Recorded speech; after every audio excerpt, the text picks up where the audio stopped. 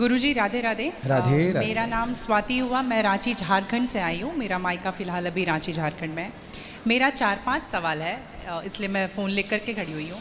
मेरा पहला सवाल ये है गुरुजी कि मम्मी जैसे जितिया करती है, हम लोग 3 भाई बहन हैं, 2 बहनें हैं, 1 भाई, और मेरे घर में एक छोटा सा कुत्ता भी है। तो वो गुरुजी भाई बहन के समान ही है, समझ लीजिए। मतलब मम्मी हम लोगों के कंपैरिजन में उसको ज़्यादा प्यार करती है। मोस्ट ऑफ द टाइम उसके पीछे ही मम्मी का जाता है। तो जब मम्मी जितिया करती है तो कहते हैं सबको पहनाती हो वो बद्धी जितिया वाला, तो क्या हम उसको भी पहना सकते हैं? क्या पहनाती हैं? वो जितिया जो पहनते हैं ना, अभी जितिया वाला जो पर्व था कुछ दिन पहले। हाँ हाँ, या देखो नहीं पहनाना चाहिए? ये क्या होता है, पहले ये समझाओ, हम अभी समझे नहीं क्या होता है। भाषा मिसमैच हो रही है। मैं बताती हूँ, जैसे पति के लिए तीज किया जाता है, करवा चौथ किया जाता है, ठीक उसी प्रकार से बच्चों के लिए जितिया का पर्व किया जाता है। हमारे यहाँ उसे संतान सप्तमी कहते हैं शायद, मुझे इसका ज्ञान नहीं है। हाँ, हमारे यहाँ उसको संतान सप्तमी बोलते हैं। ठीक जी, ठीक है, ठीक है। देखो, बच्चों के साथ बच्चों का व्यवहार करो, जीव मात्र से प्रेम करना बुरा नहीं है। सबसे प्रेम करो, सबको रोटी दो, सबको प्यार करो, सबको दुलार करो। प्यार दुलार करने में कोई बुराई नहीं, पर हर चीज़ की मर्यादाएं हैं। आप जितना प्यार अपने पति से करती हैं, आप उतना प्यार, उस तरह का प्यार पर पुरुष से करेंगे तो ये मर्यादा के खिलाफ है। जी। मतलब प्यार अब कहेंगे नहीं जी, जैसा हम अपने पति से करते हैं वैसे तुमसे भी करेंगे, वो अमर्यादित हो जाएगा। उसी तरह हम गाय से जो व्यवहार कर सकते हैं वो कुत्ते से नहीं कर सकते। तो हर चीज़ की एक मर्यादा है। कुत्ते को देहली के बाहर रखा जाता है, घर के अंदर नहीं। बट वो तो हमेशा घर में ही रहता है। वो आपकी अज्ञानतावश है।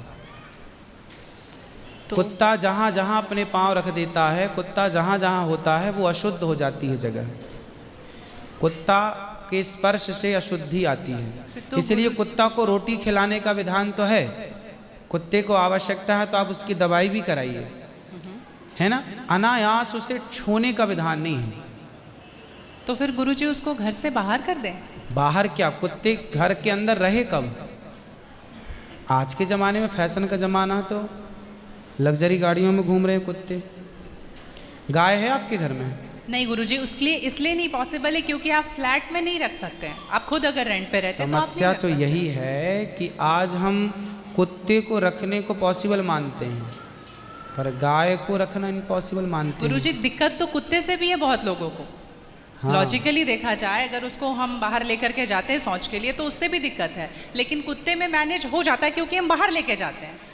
एक्चुअली कुत्ते में आप लोग मैनेज करना सीख गए हैं। काश गाय के साथ भी मैनेज करना सीख गए होते तो गाय भी मैनेज हो जाती है अभ्यास से। अब कुत्ते के संग रहते रहते अभ्यास हो गया है। गाय भी ना, छोटी सी गाय आती है जो हिमालय तरफ की गाय है ना, वो बहुत छोटी सी होती है। वो गाय यदि आप घर में रखेंगे तो वो आपके बिस्तर में सो सकती है, वो आपके संग खा सकती है। मतलब इतनी छोटी सी होती है, 1 लीटर दूध देती है वो, और इतनी प्यारी गाय होती है, इतनी सुंदर होती है। मतलब पूरे भारत देश की सर्वश्रेष्ठ नस्ल है वो, सबसे सुंदर सर्वश्रेष्ठ गाय। वो गाय सिर्फ कम दूध देती है। मतलब अपनी गौशाला में जितने छोटे छोटे बछड़े हैं ना, छोटे छोटे, मतलब सामान्य गैया का जो बछड़ा 1 महीने में होता है ना, उतनी बड़ी तो वो पूरी गाय होती है। मतलब उसे आप गोद में लेके जा सकते हैं। वो बच्चे की माँ बन गई है, लेकिन उस गाय को आप अपनी गोद में ले सकते हैं, वो भी गाय होती है। तो कुत्ते वालों को उस गाय के साथ मैनेज कर लेना चाहिए। अच्छा, मतलब उस हाइट, मतलब उस गाय की हाइट की ग्रोथ नहीं है, वो गाय की हाइट, वो गाय बहुत छोटी सी होती है, इतनी सी होती है कि आप उसे गोद में ले सकते हैं। आप उसे गोद में लेके पूरे घर में घूम सकते हैं। मतलब इतनी छोटी गाय होती है वो। देखो, भगवान को पता था कलयुग में ऐसा होगा, इसलिए ऑप्शन दे रखा है।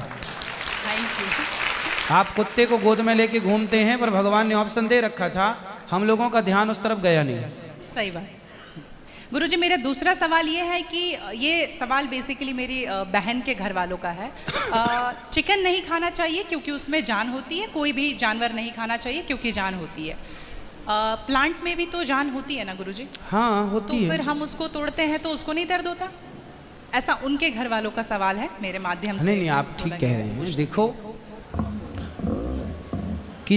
आप ना गेहूं को चबा जाइए जी, चने को चबा जाइए, दालों को चबा जाइए, रोती नहीं है, चीखती नहीं है, उसमें रक्त नहीं होता, हड्डी नहीं होती, मांस नहीं होता, वो चीखती नहीं है, चिल्लाती नहीं है ना। पर आप मुर्गी को मारिए तो वो चीखेगी, चिल्लाएगी, भागेगी, खून है, हड्डी है, मांस है ना। एक्चुअली सिद्धांत है ना। देखो, इतने सारे मर्द हैं, लेकिन इतने सारे मर्दों में एक मर्द ऐसा है जो आपका हाथ पकड़ के रह सकता है, आपका हाथ पकड़ के घूम सकता है, कोई कुछ नहीं बोल सकता, क्योंकि वो आपका पति है ना। समाज ने आपको इजाज़त दे दी, आपकी मांग भर गई, मंगलसूत्र आ गया, अब समाज ने स्वीकार कर लिया कि ये मर्द, ये पुरुष अब आपका पति है। अब आपको दूसरे पुरुषों के साथ देखा गया तो आप अच्छे नहीं माने जाएंगे। तो जैसे समाज ने एक पुरुष के संग, एक स्त्री के संग इजाज़त दे दी, शास्त्र ने इजाज़त दे दी कि आप इसके साथ रह सकते, ये लीगल है, उसी तरह आपको गेहूं, चावल, अंकुरित अनाज चीज़ें, दाल, चावल, सब्जी, रोटी खाना लीगल, वेद ने आज्ञा दे दी, ये खा सकते हैं। मांस के लिए आज्ञा नहीं दी। पतिव्रता नारी पराये मर्द के संग, पराये पुरुष के संग घूमेगी तो समाज उसे ठीक नहीं कहेगी।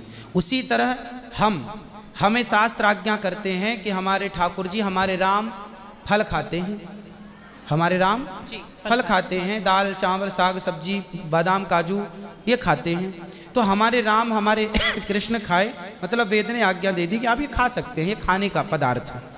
मांस शेर के लिए है, बिल्ली के लिए है, कुत्ता के लिए है। क्या आप कुत्ता हैं? क्या आप बिल्ली हैं? क्या आप शेर हैं? क्या आप चीता हैं? नहीं। फिर जब हम मनुष्य हैं तो मनुष्यवत व्यवहार करें जी। हम वो ना खाएं जो हमारे लिए नहीं है। अब मांस खाने वाले जानवर ना, आप गौर से देखिएगा, मांस खाने वाले जितने जानवर होते हैं, कुत्ता, बिल्ली, चीता, शेर, सब जीभ से चाट चाट के पानी पीते हैं जी। आपने कुत्ते को पानी पीते देखा हो? जीभ से पीते। लेकिन आप कैसे पानी पीते हैं? होंठों से पीते हैं, मुंह से पीते हैं। गाय कैसे पानी पीती है? मुंह से, जैसे हम लोग पीते हैं, कुत्ता चाट के, बिल्ली चाट के। मतलब शाकाहारी जानवर और मांसाहारी जानवर दोनों ईश्वर ने बनाए हैं। गाय को आप मांस परोसिए, नहीं खाएगी, वो बकरी को मांस परोसिए नहीं खाएगी, भैंस को मांस परोसिए नहीं खाएगी। जब जानवर होके अपने धर्म में अड़े हैं, तो हम इंसान क्यों अपना धर्म छोड़ रहे हैं? अब जो मांसाहारी जानवर होते हैं, उनको आप ध्यान से देखना, उनके पाँव में नाखून होते हैं, जबकि शाकाहारी जानवर के खुर पाए जाते हैं। जैसे गाय का खुर होता है, बकरी का खुर होता है, भैंस का खुर होता है, जबकि चीता का, शेर का, कुत्ते का, बिल्ली का। अब आप देखिए कि आपके ईश्वर ने पैर बनाए हैं ना तरीके से, आप मुंह से पानी पी, मतलब आपके लक्षण शाकाहार से मैच कर रहे हैं जी, है ना। बिल्ली के, कुत्ते के यहाँ कैनाइन दांत बड़े बड़े होते हैं मांस फाड़ने के लिए जी। आपके नहीं है, मतलब आप ईश्वर की तरफ से शाकाहार। और अब मैं नहीं कहता, आप मेडिकल साइंस का अध्ययन करके देखिएगा, साइंटिस्ट लोग अब सिद्ध, अभी मैं इंग्लैंड गया था, वहाँ मुझे बताया कि जो अंग्रेज लोग इनके बाप दादी जो मांस खाते चले आए हैं, अब कुछ अंग्रेज लोग इतने जागरूक हो गए हैं कि अब वो मांस नहीं खाते। वो कहते हैं कि अब इसको खाने से बीमारियां बढ़ रही हैं, लोग परेशान हो रहे हैं। पहले के लोग जंगल में कंदमूल फल खाते थे, ये अब खाने लग गए हैं, सुअर खा रहे हैं, कुत्ता खा रहे हैं। अब बहुत सारे लोग शाकाहार की तरह जो जागरूक हैं बढ़ रहे हैं। तो आप और हम तो पहले से जागरूक हैं, तो हम क्यों अपने आप को मांसाहार की तरफ ले जाएं? क्यों किसी की हड्डी चबाएं? बताइए, हमारे यहाँ मुर्दे को छूने से लोग नहाते हैं, कितनी दुर्गंध है। अब देखो, आप गेहूँ, आप पालक काटो, गोभी काटो, है ना, मूली काटो, गाजर काटो, दाल पकाओ, कोई दुर्गंध आती है आपकी रसोई में? नहीं। लेकिन आप मुर्गी पकाओ, मुर्गी काटो, बिल्कुल वो बदबू से भर जाएगा जी। मतलब आपकी नाक भी आपको गवाह देने लग जाएगी, भाई बस कर, है ना। तो शरीर एक्सेप्ट नहीं करता, आप जबरदस्ती खिला रहे। गुरुजी, मेरा तीसरा प्रश्न ये है कि जैसे हम लोग एकादशी करते हैं और किसी दिन अगर हम बाहर रहते हैं और उस दिन एकादशी है, फॉर एग्जांपल हम आउट ऑफ स्टेशन है और उस दिन ख्याल नहीं कि एकादशी है, तो अगर हम बाहर चावल खा लेते हैं या लहसुन प्याज खा लेते हैं तो क्या वो ब्रेक हो जाता है पर्टिकुलर एकादशी उस दिन का, या पूरा कंटिन्यूड रहता है जो 108 हम कर रहे हैं? कंटिन्यू कैसे रहेगा? वो पर्टिकुलर वाला कैंसिल होता है ना जिस दिन हम खा लिए बाहर। हाँ, आपने जो खा लिया वो एकादशी भंग हो गई जी, और पीछे से जो हम कंटिन्यू जो करते आए हैं वो तो जो किया वो मिलेगा, जो आगे करेंगे वो मिलेगा। पर हमें इस बात का ध्यान रखना चाहिए। यदि आपने एक बार खा लिया, एकादशी के दिन कोई ने धोखे से कुछ खा लिया, चावल खा लिया, रोटी खा ली, बिस्किट खा लिया, तो भगवान से क्षमा मांगनी चाहिए, प्रभु अज्ञानवश हुआ, हमें क्षमा कीजिए। और फिर उतने को ही फलाहार मान लेना चाहिए, फिर कुछ नहीं खाना चाहिए। जैसे आज आपने धोखे से चावल खाया, आपने खाया ही एक कौर, तभी याद आया आज तो एकादशी है। अब आप बोलेंगे नहीं, हे प्रभु अपराध हुआ, क्षमा, भगवान का नाम जप करो और उसको ही अब मान लो कि अब मेरा पारण हो गया, अब फिर मैं कुछ नहीं खाऊं, तो फिर वो पूरी एकादशी मान ली जाएगी। गुरुजी, मेरा चौथा सवाल ये है कि आप कहते हैं दारू पीना पाप है, चिकन खाना पाप है क्योंकि उसमें जान है। दारू में ऐसी कौन सी चीज़ मिली होती है कि उसको पीने से पाप हो जाता? अगर आप पी के कुछ गलत कर रहे हैं तो फिर गलत है लॉजिकली, तो फिर पाप क्यों? और अगर दारू में नशा चुकी होता है, अगर वो पाप है, तो फिर तो पुड़िया खाना, सिगरेट पीना, सारी चीज़ें पाप में आ जाएंगी। पाप अलग विषय है, अभी मैं समझा देता हूँ आपको। जब हमारा देश गुलाम था जी, तो एक अंग्रेज ने एक पंडित जी की कनपटी पे बंदूक रखी और अंग्रेज ने कहा, ये पंडित जी यहाँ आओ, तुम बड़े पुजारी हो? हाँ पुजारी हैं। हिंदू हो? हाँ। आज मैं तुम्हें गोली मारूंगा। पंडित जी बोले क्यों मारोगे? बोले आज 4 चीज़ें तुम्हारे सामने हैं। अंग्रेज ने 4 चीज़ें पंडित जी के सामने रखी। पहले पराई स्त्री लाके रख दी, तुझे आज इसके संग रहना है। दूसरा मांस रख दिया, आज तुझे मांस खाना है। और तीसरा ढेर सारा सोना रख दिया। इतना सोना तो रोज भीख मांगता है ना, ले जा सोना। और चौथी दारू रख दी, शराब।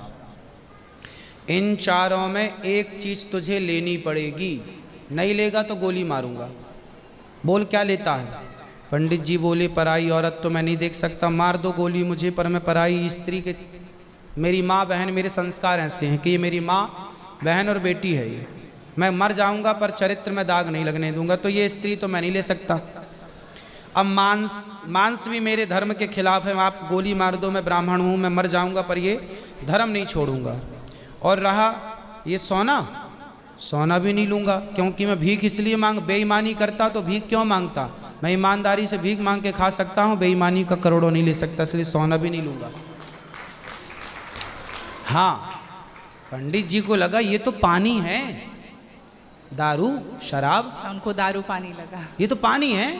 पंडित जी को बेचारों को पता नहीं था कि दारू का क्या मजा है। अब उनको लगा ये पानी है, पिएंगे निकल जाएगी। पानी समझ के पंडित जी ने बोला कि चलो गोली कनपटी में बंदूक रखा है, चलो पी लेते हैं, अभी निकल जाएगी शाम तक।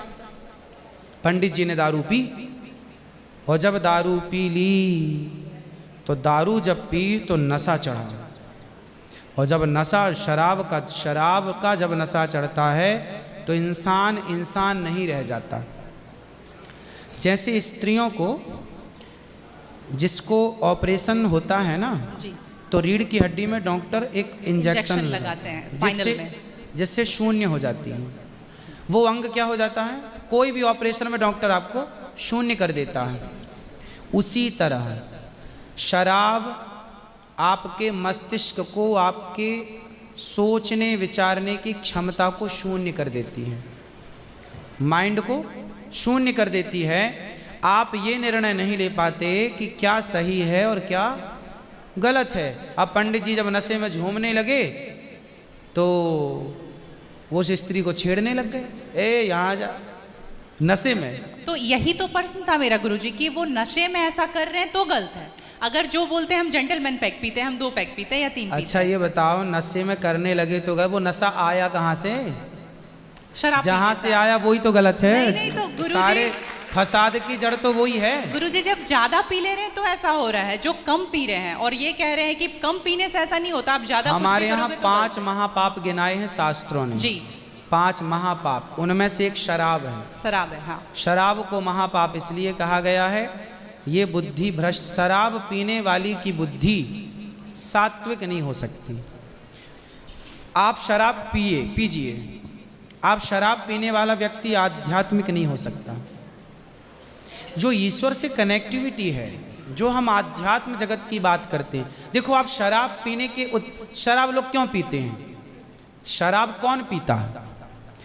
समाज में 2 किस्म के लोग होते हैं। एक वो होते हैं, जैसे मैं सात्विक हूँ, आप सात्विक हैं, आप चाहते हैं कि मैं भजन करूँ भगवान का, ज़्यादा हाय हाय नहीं, शांत खुश भगवान के चिंतन में। एक तो इस प्रकार का आदमी है भगवत चिंतन में, वो ज़्यादा खाता भी नहीं। एक आदमी कैसा है जो विषय भोगी है। शराब शरीर को गर्म करती है जी, शराब शरीर को गर्मी पहुंचाती है। और जो व्यक्ति भोगी होता है, जिसे भोगों को भोगना है, वो लोग शराब का उपयोग करते हैं अपने भोगों की क्षमता को बढ़ाने के लिए। अब जिसे भोग भोगना है वो तो अपनी क्षमता भोगों की बढ़ाए और शराब पिए, परंतु जिसे भगवत प्राप्ति करना हो, ईश्वर से नेह करना हो, मन लगाना हो, संत लोग 1 टाइम भोजन करते हैं, 2 टाइम नहीं खाते। बोले शरीर को केवल जिंदा रखना है, ज़्यादा खिलाएंगे तो शरीर फिर हानिकारक है, मन भटकेगा। इसलिए यदि आपके अंदर ईश्वर की प्राप्ति की साधना है तो आपका आहार विहार शुद्ध अपने आप हो जाएगा। और मन में यदि कामना है तो फिर लोग तो चरस भी पीते हैं, अफीम भी लेते हैं। ये सब चरस अफीम क्या करती हैं? शरीर को उत्तेजित करती हैं। ये सब शरीर को उत्तेजित करने वाले पदार्थ हैं। तो बाकी जितने भी नशा वाली चीज हैं, हाँ। गुटखा, खैनी, दारू जो भी हैं, ये सारे फिर उतने ही इक्विवेलेंटली सब नुकसानदायक है। खैनी से कैंसर होता है, सिगरेट से लंग्स खराब होते हैं। गुल से क्या होता है गुरुजी? किससे? गुल जो करते हैं, गुल क्या होता वो है? पाउडर एक होता है ना? नहीं, वो मैं जानता नहीं। चरस अफीम क्या कहते हैं? क्या है बेटा? ड्रग्स? नहीं, वो ड्रग्स नहीं होता, डब्बे में आता है गुल। नहीं, वो गांव के लोग को मैंने देखा करते हुए। हाँ, तंबाकू चूना? नहीं, वो मैं उसके बारे में पहली बार सुन रहा हूँ, अब रिसर्च करना पड़ेगा वो चीज़ क्या है। मतलब कुछ भी नशीला पदार्थ देखो गलत तो गलत है, सब गलत है, सब गलत। शराब कौन सी सही है? सिगरेट कोई पिए तो कौन सा समझदार है? आप खैनी खाएं, गुटखा खाएं, अब कौन सही? इसे कौन कहे? मूर्ख ही सही कहेगा, खाने वाला ही सही कह सकता है। तो मतलब सब इक्वली उतना ही पाप है। पाप पुण्य अलग विषय हो गया। नहीं गुरुजी, आप कहते हैं कि शराब को पाप माना गया है, बाकी ये चीज़ों सारी को चीज पाप के अंतर्गत है। अब सेहत खराब हो ही जाएगी। शराब के नशे को पाप माना गया है, बाकी चीजें गलत हैं। ठीक है, महापाप में शराब को लिया गया है, बाकी चीजों को गलत। सही कैसे हो सकती है खैनी और सिगरेट और बाकी चीजें? महापाप में शराब को गिना। देखो, एक होता है महापाप, एक होता है पाप जी। महापाप 5 प्रकार के हैं, पाप अनेक प्रकार के हैं। तो पाप है, गलत है, ये सब चीजें गलत हैं। शराब महापाप है। आगे ठीक है गुरुजी, मेरा लास्ट प्रश्न आपके माध्यम से ये बुलवाना है। बहुत सारे लोग खच्चर पर जाते हैं केदारनाथ, और वैष्णो देवी भी जाते हैं खच्चर पे। अगर आप देख रहे हैं तो अभी रिसेंट का वीडियोस देखे होंगे, तो उनको चरस पिला करके लेकर के लोग जा रहे हैं। किसको? खच्चर को जी, एक नाक बंद करके एक नाक से पिला रहे हैं। और आपको यहाँ पे बहुत सारे लोग एडमायर करते हैं, इवन 11 मिलियन लोग एडमायर करते हैं। अगर आप ये बोल देंगे कि आप धाम जाते हो तो जाओ, लेकिन पैदल जाओ, इनका प्रयोग मत करो, तो मेरे लिए बहुत अच्छा होगा, क्योंकि हम बहुत ज़्यादा ही एनिमल लवर हैं। तो ये देख करके लगा था मुझे कि कभी आऊँगी यहाँ तो आपके माध्यम से। इसलिए पहले के लोग जब तीर्थ यात्रा पर वहाँ केदारनाथ बद्रीनाथ जाते थे, तो इस उद्देश्य से जाते थे कि अब वापस नहीं आना।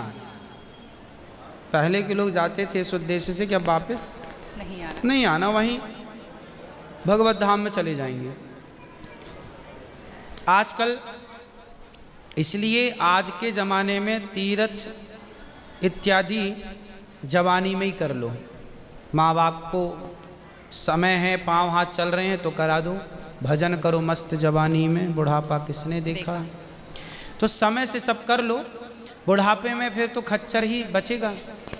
तो बुढ़ापे जो देखो बूढ़े लोग हैं जो नहीं चल पा रहे हैं पर आस्था है दर्शन की, तो वो अपने हिसाब से जाते हैं। नहीं तो गुरुजी हेलीकॉप्टर भी तो है ना। हाँ हेलीकॉप्टर का बजट सबका नहीं होता, हेलीकॉप्टर से सब नहीं जा सकते ना, उसकी टिकट ही महंगी है, 25-50 हज़ार रुपये लगता है, लाख रुपए भी लगता होगा, भगवान जाने, मुझे नहीं पता कितना लगता है।